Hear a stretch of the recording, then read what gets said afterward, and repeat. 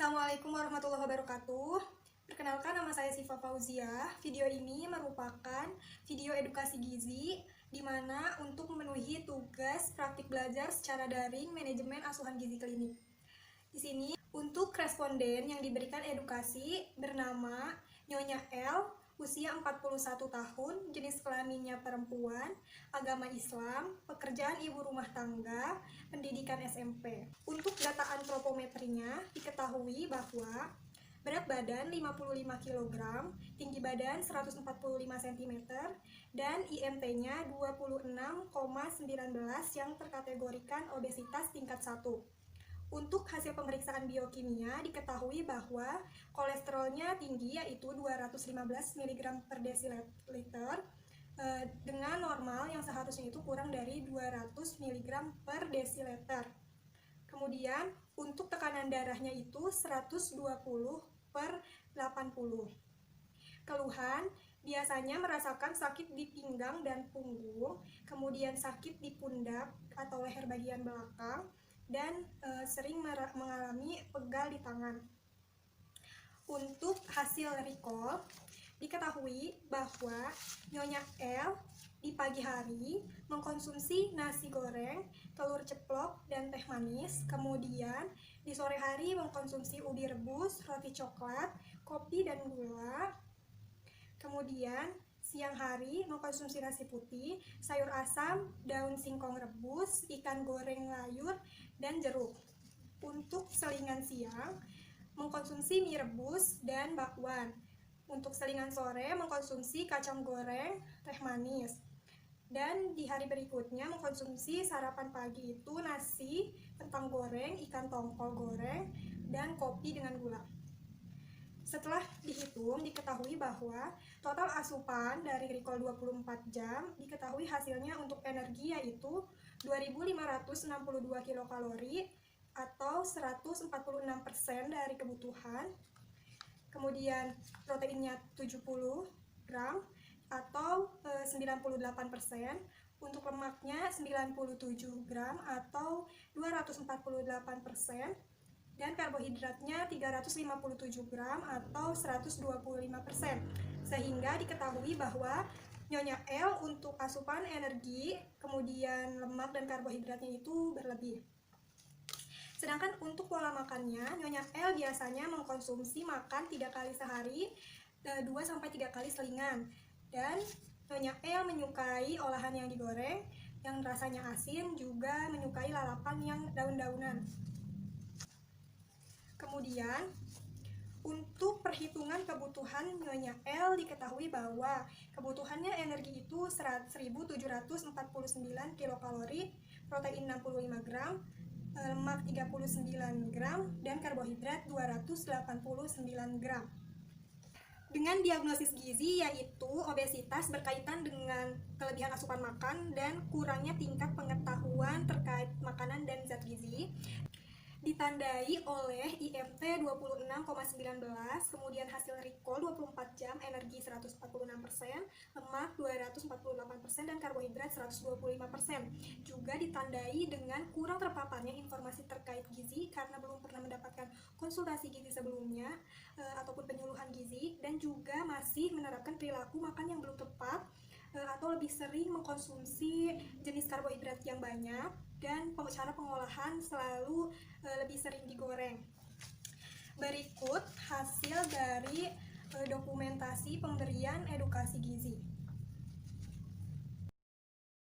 Ibu, jadi kan ibu tadi berat badannya itu setelah diukur 55 kg, tinggi badannya 145 cm. Nah, setelah dihitung dan dicari tahu status gizi ibu saat ini itu obesitas. Ibu juga kan saat dari hasil pemeriksaan kolesterolnya itu cukup tinggi ya Bu, 215, harusnya itu normalnya kurang dari 200. Terus kalau untuk tekanan darah ibu kan tadi rendah, normal ya Bu ya. Nah, kemudian ini ibu karena berat badan dan tinggi badannya tidak seimbang, obesitas. Nah, obesitas ini adalah kegemukan yang keadaannya di mana terjadi penumpukan lemak yang berlebihan pada tubuh yang dapat menimbulkan resiko pada kesehatan. Nah, kalau misalkan ibu kan obesitas nih, obesitas itu bisa mempengaruhi apa aja sih kalau jadi obesitas? Nah, itu ibu bisa jadinya nanti ada jantung, stroke, itu akibat dari obesitas. Nah, biasanya obesitas ini terjadi karena gaya hidup yang tidak sehat, terus lingkungannya, genetiknya. Genetik itu misalkan orang tua ibu ya sebelumnya juga gemuk gitu, jadi ada keturunan. Terus ada ketidakseimbangan hormon, biasanya kadang kalau habis hamil melahirkan, terus KB ada perubahan hormon, nah itu bisa jadi obesitas. Ada juga karena psikologis, terus juga bisa karena penggunaan obat-obatan tertentu. Tadi kan tinggi badan ibu itu 145, berat badannya itu 55 kilo. Setelah dihitung IMT-nya, IMT itu indeks massa tubuh atau ukuran status gizi ibu itu di 26. Nah, di 26 itu kategorinya obesitas tingkat 1 gitu. Terus kira-kira apa sih yang harus dilakukan kalau misalkan terkena obesitas? Nah, ini yang pertama, ibu harus mengurangi makanan yang digoreng-goreng, tinggi karbohidrat, kayak misalkan sering makannya kebanyakan nasi, singkong, ubi, itu jadi sukaan.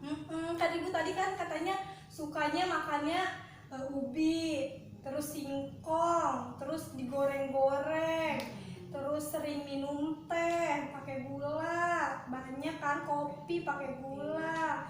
Nah, itu bisa kalau misalkan berlebihan bisa jadi obesitas. Nah, ibu salah satunya karena itu tadi pola makannya, nasinya banyak, terus masakannya sering digoreng terus garam banyak, itu ya, jadinya kayak gitu.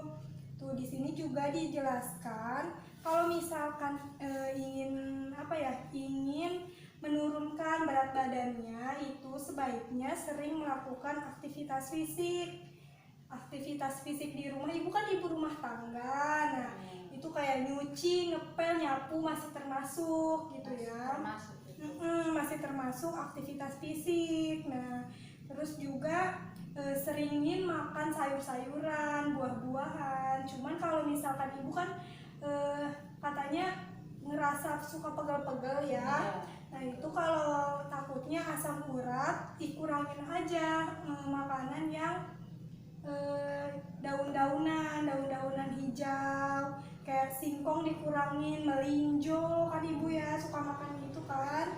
Nah, itu terus nih kalau misalkan dampaknya obesitas, ibu kan obesitas nih harus diturunin nih berat badannya. Nah, karena apa? Karena bisa jadi diabetes, bisa jadi entarnya penyakit jantung, apalagi ada kolesterol kan, kolesterol ibu kan tinggi. Nah, itu kolesterol juga bisa jadi nantinya jantung, terus stroke, hipertensi atau darah tinggi ya, biasanya kan hipertensi, asam urat gara-gara obesitas, terus juga kanker bisa jadi. Makanya harus berusaha buat nurunin berat badannya gitu. Nih, ini ada tips sehatnya juga Bu. Kan ibu mah nggak merokok ya, tapi bapaknya merokok kan. Nah, itu harusnya dihindari ya Bu. Suka deket gitu mah, nggak boleh deket-deket. Iya, nggak boleh. Kalau misalkan bapaknya lagi ngerokok, tinggalin dulu biar sampai beres dulu. Iya, nanti udah tahu mah ininya.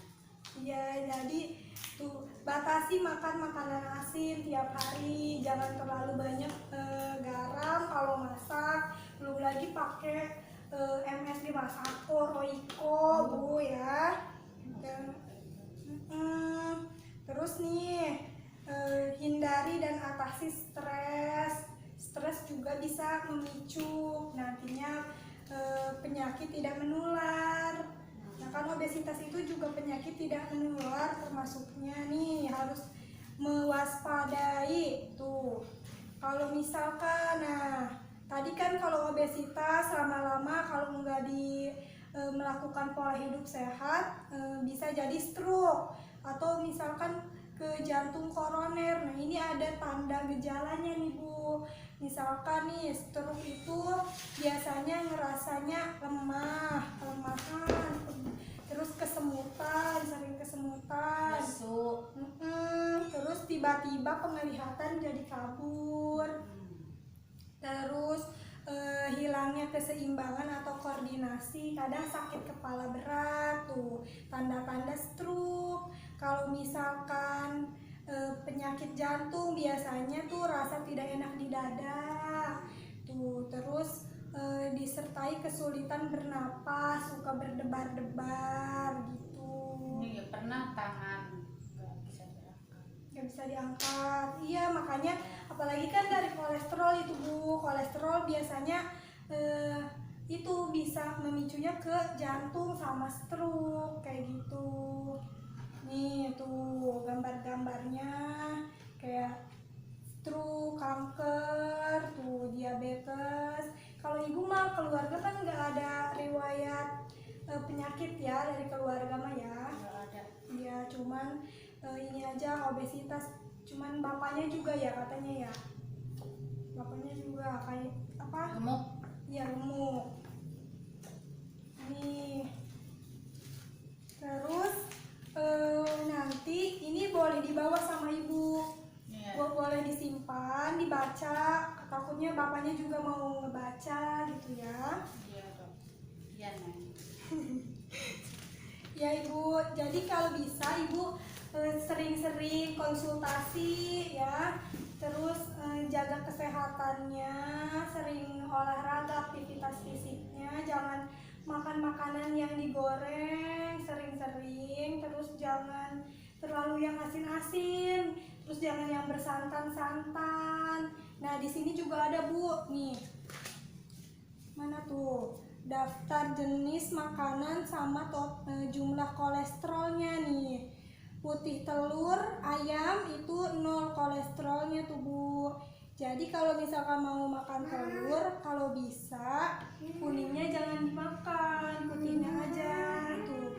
Terus yang tinggi kolesterolnya di sini tuh susu sapi kolesterolnya tinggi, cumi-cumi tuh kolesterolnya tinggi, apalagi kayak otak, terus tuh apalagi tuh jeroan-jeroan, terus di sini tuh santan kolesterolnya tinggi. Makan Jadi apa? itu makanya boleh dimakan tapi jangan banyak-banyak dan jangan sering-sering gitu Bu. Sehari sekali, seminggu sekali, dikurangi aja, jangan terus-terusan gitu ya. Jangan terus-terusan. Kalau makan nasi, atau nasinya secukupnya aja, jangan semuanya yang ada di sisa dimakan ya. Pakai sayuran ini yang sehat, yang kayak ini. Nih kalau misalkan tuh buat Yang yang bagus bagus gitu. nih, misalkan sayuran itu kayak labu siam tuh, terus atau makan bayam nggak apa-apa kalau misalkan itu dimakan. Saya makan hijau. Atau nggak banyak-banyak mah nggak apa-apa Bu, secukupnya aja nih. Jangan berlebihan. Jangan sepanci dimakan sendiri ya, atau semangkok sehari mah nggak apa-apa. Itu buah apel. Terus kalau misalkan di sini mah seringnya apa pepaya, atau pepaya yang ada aja jeruk gitu.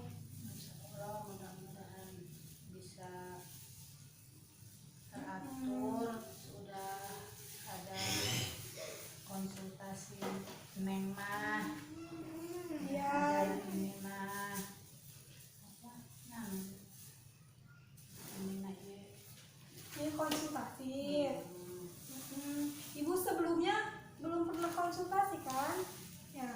paling